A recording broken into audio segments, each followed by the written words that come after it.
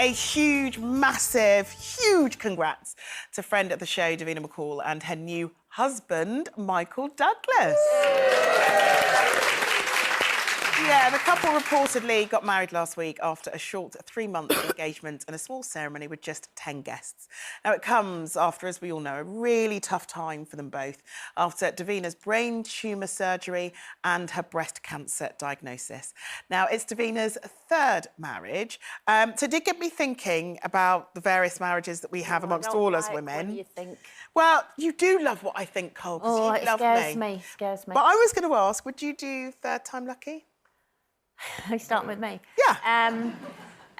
Do you know what? It's really difficult to say because the thing about me is when I got married, both times, when I got married, it was forever. I never went into marriage ever going, oh, if it doesn't work, we can get divorced. But sadly, neither of them. Eventually, they both kind of broke down. So I loved being married, and I do think you feel different, and I enjoyed that feeling. However, I'm at a stage now where I think I don't know if I need to or if there's a point. Okay. That doesn't mean... But that could be because I've still not met anyone yet where I'm madly in love. Cut to next week. No, trust me, Jane, I'm working on it. But but, you know, maybe if that right person came along, I would go and they wanted to get married, I might go, yeah, OK. But I do think I'm at a stage where I am a bit like... I don't know if I want someone living in my house full time. Really? Like, I'm not sure I want that toothbrush and him going, what's for dinner? And I'm liable to put it over his head. Well, at least you're honest. I just don't, I don't know, I don't miss that. I've kind of found my independence and I kind of like it. Well, I feel like to get married, marriage and relationship has changed. It's evolved over the years. It's not like how it was, where especially for women, you had to get married for that kind of, you know, to have some kind of financial aid and all the rest of it. But I think a lot of people get into marriage, which you should do, thinking, you know, for better, for worse, or, you know, for life. And I just think we evolve and change as people. Who we were 20 years ago is not who we was now. So if you're not growing together, that's why we're seeing so many relationships and marriages break down. Me personally... But would you get married? Well, I'd like the commitment. Yes, I'd like to get married, but I'd probably, without all that pressure, I would do something like a commitment ceremony, you know, jump the broom, or I would do something where I'd go away... Jump the broom? Yeah, that's like it's a very African-American way of getting married. Yeah. It goes back to the slave era where that was the way to signify that you were married, was by jumping over the broom. Yeah, because you weren't allowed to. Else. You weren't allowed to. Well, that's a whole lot less fuss than a whole It is marquee a and whole everything. I'm saying, and I think you can still be committed and have your way of being married. Like a lot of other cultures, you get married traditionally, not necessarily in the way that we do in the Western society. So as long as you're committed, then yeah, and as long as you're willing to grow as a person with me, then yeah. OK. That's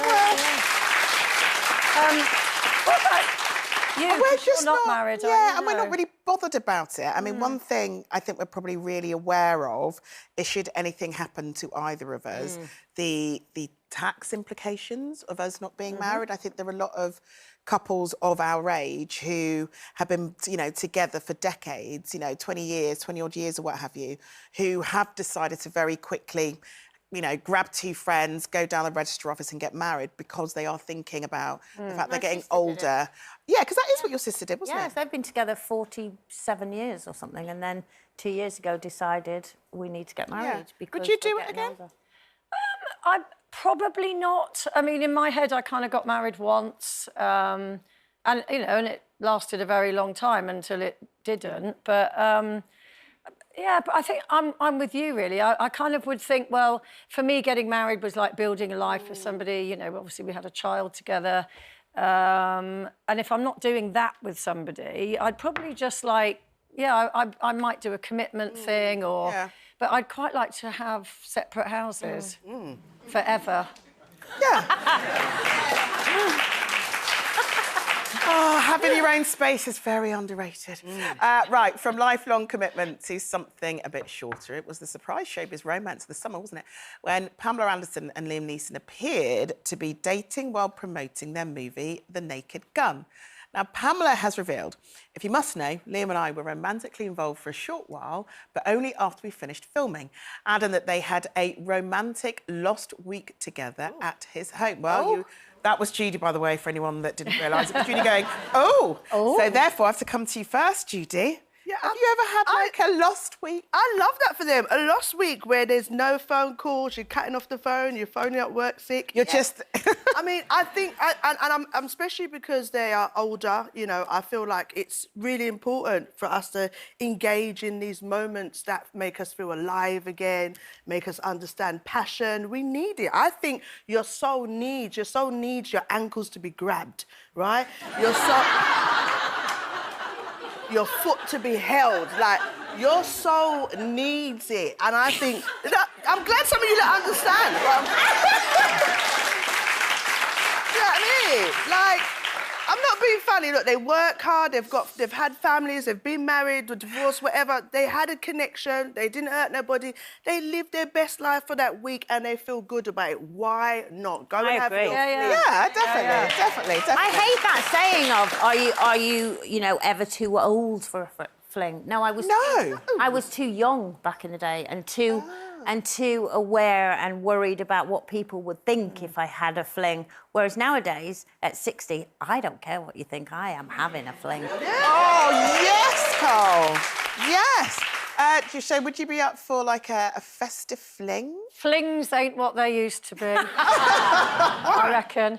Why? I don't know. I just think there's so much baggage when you're older. Right. I think it's interesting about these two because they had such chemistry in the film, they had such chemistry on the press tour, and everybody was like, oh, you know, are they, aren't they, are they, aren't they? Yeah. And maybe there was that pressure there where they kind of thought, oh, well, maybe, because we're both single, maybe. And then they did a week together and then they both went, actually, no, we're better off as friends. But when you say baggage, what do you mean? Like... Well, I just think as you get older, you know, there's exes, there's kids. Yeah, if you're having a fling, you're not worried about I suppose that. if you're just gonna having a have the lost fling week. and then- Have you ever lost your kids for a week? My kids have got me on Find My Yeah, Friend. it's true. They'd be like going, what are you doing in a hotel in New York? Yes. I would not be getting away. Hotel in New York? Who are you having a fling with? That's where they were. Oh. That's the standard. No, exactly. They That's say, where oh, they no, were. I'm not having a fling in London. No.